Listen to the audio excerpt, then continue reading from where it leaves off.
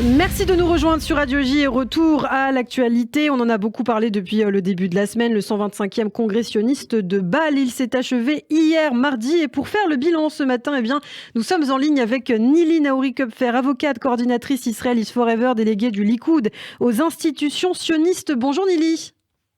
Bonjour. Et merci beaucoup d'être avec nous ce matin. Alors vous terminez ce séjour, je rappelle, vous êtes membre de la présidence du comité d'action sioniste de l'organisation sioniste mondiale au nom du Likoud.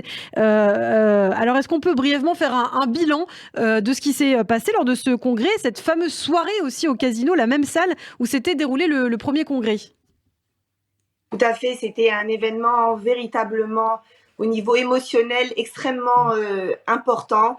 Nous nous sommes retrouvés donc dans cette salle du Stade Casino où Herzl, il y a 125 ans, avait réuni d'une manière révolutionnaire 125 délégués, 200 délégués de 17 pays pour accomplir ce rêve fou, cette révolution sioniste. Le fait non seulement de faire revenir les exilés après 2000 ans d'exil en dehors de la terre de nos ancêtres, mais aussi de fonder cet État indépendant juif. Et 125 ans après, nous avons un pays qui s'est développé de manière extraordinaire, mais bien entendu, il y a encore des choses à faire et c'était le but aussi de ce congrès, c'est-à-dire qu'il fallait non seulement fêter le passé, mais également préparer l'avenir. Donc avec un certain nombre de nouveaux leaderships dans le monde juif et dans le monde sioniste. Essayer de voir quel était le bilan de la Aliyah au cours de ces siècles. Et c'est vrai qu'aujourd'hui, le but même premier du sionisme n'est pas encore achevé, vu qu'il y a encore une majorité juive à atteindre en Israël. La majorité du peuple juif ne vit pas encore en Israël. Et donc, ce but est encore à accomplir. Et il y a aussi une phase très importante du sionisme. D'ailleurs, Zev Jabotinsky en parlait également. C'est le fait que Israël, une fois établi, devra devenir le phare des nations. Et on voit aujourd'hui à quel point Israël est un exemple pour les nations dans un certain nombre de domaines au point de vue technologique, scientifique, sécuritaire. Et donc, c'est ça le sionisme. C'est pour ça que c'est un idéal infini. Parce que c'est non seulement le fait d'établir un État indépendant avec une majorité juive en Israël, que la majorité du peuple juif habite en Israël, mais également que le peuple juif devienne sur la terre de ses ancêtres un phare pour les nations. Alors justement, on parle de ce congrès sioniste de Bâle. Vous dites que ce projet n'est pas abouti. Le sionisme, finalement, n'est pas encore achevé. Il y a encore des choses à faire. Justement, qu'est-ce que vous faites, vous, à l'Organisation sioniste mondiale? Est-ce que vous pouvez nous parler de vos projets, de votre actualité?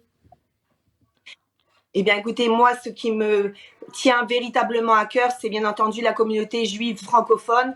Je sais que chacun a des raisons personnelles pour encore repousser le moment où ils sauteront le pas de faire la Aliyah. Mais sachez tous que nous vous attendons impatiemment en Israël. Je sais que ça n'est pas évident. Je sais que chacun a sa carrière, a ses enfants, a ses petits-enfants. Mais vous savez également que l'actualité n'est véritablement pas facile pour vous en France. On a encore eu ce monsieur Haddad qui a été assassiné à coups de hache. Ce n'est pas le premier, ça ne sera pas le dernier. Il est vrai que lorsque Herzl a pensé à cette idée révolutionnaire d'un État juif, c'était également parce qu'il y avait un regain d'antisémitisme. Les choses ne changent pas, l'antisémitisme ne va pas disparaître et malheureusement en Europe, il est en train de se renforcer de manière considérable.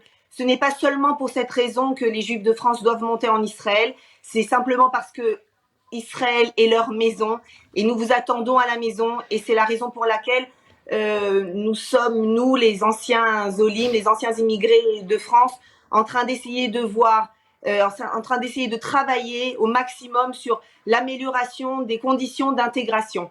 Il faut quand même que vous sachiez que ceux qui ont asséché les marécages il y a 100 ans vivaient dans des conditions extrêmement difficiles. Ils ont aussi abandonné des situations très aisées en Europe et ils se sont retroussés les manches et ils sont devenus agriculteurs juste par amour pour ce pays et pour fonder ce pays. Et vous aussi, chacun d'entre nous, nous sommes tous les maillons de cette chaîne extraordinaire qu'est le peuple juif.